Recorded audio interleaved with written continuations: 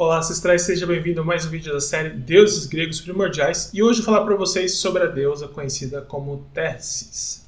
Bom, e lembrando, se você gostar desse vídeo, deixe o seu like e se você não é inscrito no canal, inscreva-se e ative o sininho para você receber sempre notificações de novos vídeos, ok? Bom, quem foi então Tessis?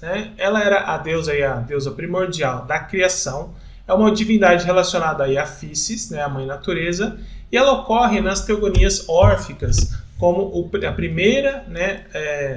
a primeiro ser a surgir na criação ao lado de Hidros, que são as águas primordiais, e a lama. E a Tessis, às vezes, ela era retratada como um aspecto feminino do deus primogênito e bigênero Fanes, que eu já falei aqui, que ele é a representação da vida. Tessis, ela também aparece no mito sobre o disfarce de Metis, que era a deusa criadora devorada por Zeus, e Tétis a ama, a mãe de toda a criação.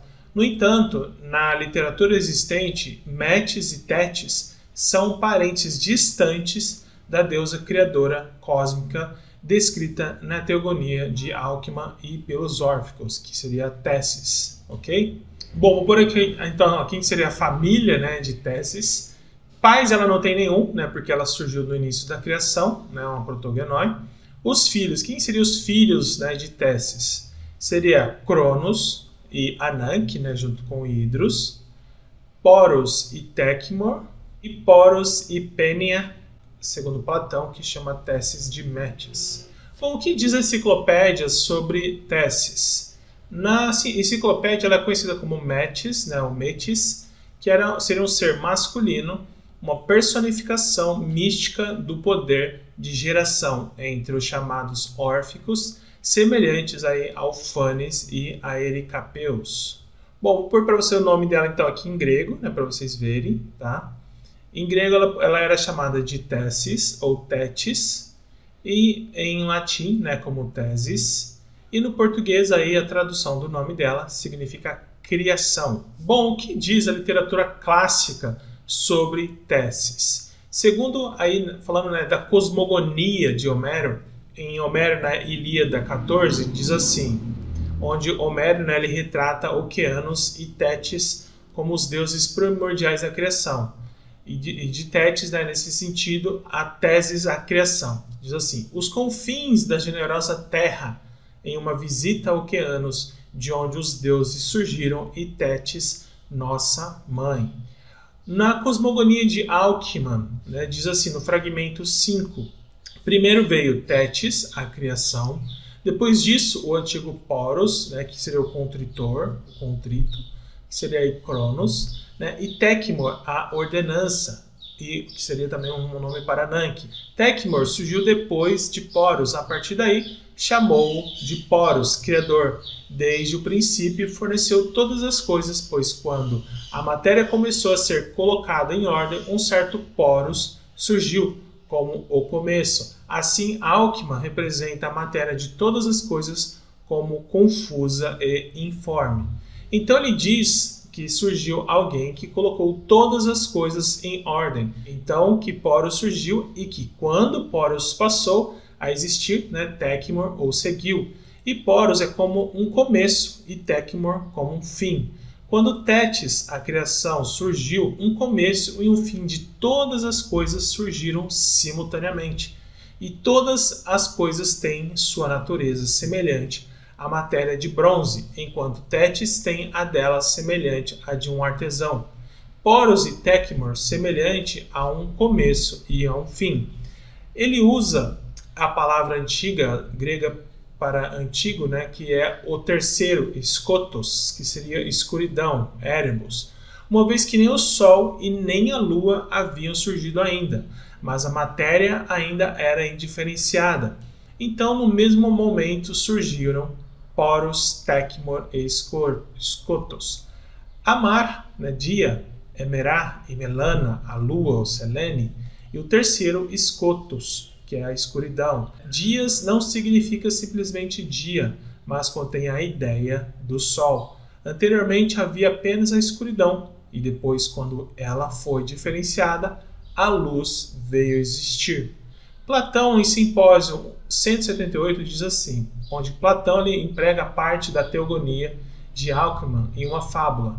Diz assim, Poros, a experiência, que é o filho de Metis, isto é, a tese, e Pênia, a pobreza, considerando suas próprias circunstâncias difíceis, conspirou para ter um filho com ele, e assim ela se deitou ao lado dele, e concebeu Eros, a procriação. Vou falar agora para vocês em teses na cosmogonia órfica. No fragmento de Teogonia 54 diz assim, originalmente havia Hidros, a água. Ele, Orfeu, diz, Elama. Qual a Gaia, a terra, se solidificou, ele postula esses dois como os primeiros princípios, água e terra, ou um antes dos dois, a teses. No entanto, ele deixa sem expressão o seu próprio silêncio, sendo uma indicação da sua natureza inefável. O terceiro princípio, depois dos dois, foi engendrado por estes, Gaia e Hidros, isto é, era um Drácon, um dragão serpente, e com cabeças extras crescendo sobre ele, e de um touro e um leão, e o semblante de um deus no meio. Ele tinha as asas sobre os seus ombros e o seu nome era Cronos. Cronos, que seria aí o tempo. E também Heracles. Unido a ele era Ananke, a inevitabilidade, a compulsão, sendo a mesma natureza, ou a Drastea, incorpórea, seus braços estendidos por todo o universo e tocando suas extremidades. Acho que isso representa o terceiro princípio, ocupando o lugar da essência. Somente ele, Orfeu, tornou bissexual como Fanes para simbolizar a causa generativa universal. E presumindo que a teologia dos rapsódios, as órficas, descartou os dois primeiros princípios, juntamente com o anterior aos dois, que não foi dito. Os órficos descartaram os conceitos de teses, Cronos e Ananke e começaram a partir deste terceiro princípio, Fanes, depois dos dois, porque este foi o primeiro que foi expresso e aceitável para os ouvidos humanos. Pois este é o grande Cronos. Segundo o fragmento das Teogonias Órficas, no fragmento 57, diz assim, os deuses, como eles, os gregos, dizem, não existiram desde o início, mas cada um deles nasceu exatamente como nós nascemos, e isso é acordado por todos eles. Homero dizendo, Oceanos, a gênese dos deuses, e a mãe Tétis, a tese, e Orfeu, que foi o inventor original dos nomes dos deuses, e relatou seus nascimentos, e disse o que todos eles fizeram, e que goza de algum crédito entre eles como um verdadeiro teólogo, e é geralmente seguido por Homero, acima de tudo sobre os deuses, também fazendo sua primeira gênese da água. Oceanos, que é a gênese de tudo, pois Hidros, as águas, era de acordo com ela a origem de tudo, e de Hidros a água, a lama, isto é, a Gaia primordial, a terra, se formou, e do par deles uma criatura viva foi gerada, como uma cabeça extra, crescendo sobre ela, de um leão e outra de touro. E no meio deles um semblante de Deus. Seu nome era Heracles e Cronos. Cronos, o tempo. Este Heracles gerou um enorme ovo que formou a terra, mar e segundo o céu. Nonos, em Dionisiaca 23, 280, diz assim, é do épico grego do século V depois de Cristo.